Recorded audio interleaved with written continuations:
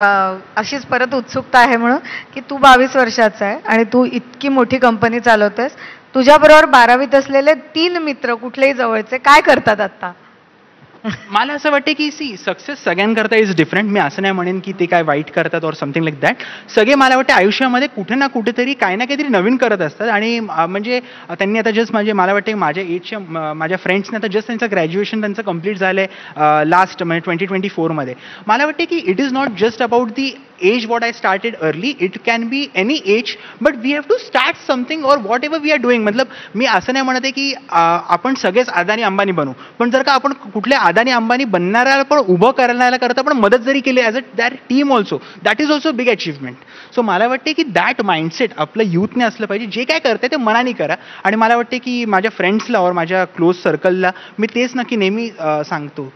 पण तुमच्या घरामध्ये उद्योगाच्या बद्दलचं वातावरण होतं? कारण सर्वसाधारण मराठी कुटुंबांमध्ये आणि पुण्या मुंबईतल्या बिझनेस म्हणजे नको, नोकरी बरी काय, नोकरीच चांगली अशी सर्वसाधारण भावना असते.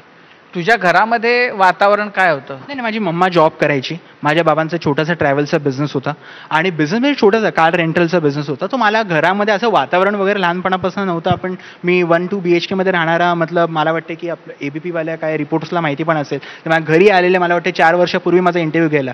सो त्यांनी ते घर पण बघितलं. मला वाटते की बिझनेसचं असं काही वातावरण वगैरे नव्हतं. मला वाटते ती सुरुवात होती म्हणजे. आणि माझ्याकडे काय गमवायलाच नव्हतं. 15,000 रुपये जर गमवले जरी असते तरी 15,000च गेले असते. जेव्हा तो माइंडसेट असतो ना तर आपल्याला तिकडनं बनवायचंच आहे काहीतरी. तर त्या विचारधारेने मी बाहेर पडलेलो घराच्या आणि त्याच्यानंतर त्या गोष्टी होत गेल्या. आणि जेव्हा आपण कधी विचार नाही केला पाहिजे जर का if you are starting from a scratch, always start from a scratch, start from an zero. जी 0 to 1 ची जी आपल्याला वाटतं खूप चॅलेंजिंग असतं, पण ते 0 to 1 होऊन जातं आणि 1 to 10 पण होऊन जातं. So just first step, baby step what we have to take on. नाही, पण मग स्क्रॅच टू म्हणजे 0 to 1, 1 to 10 हे होतं. चॅलेंज कुठे येतो?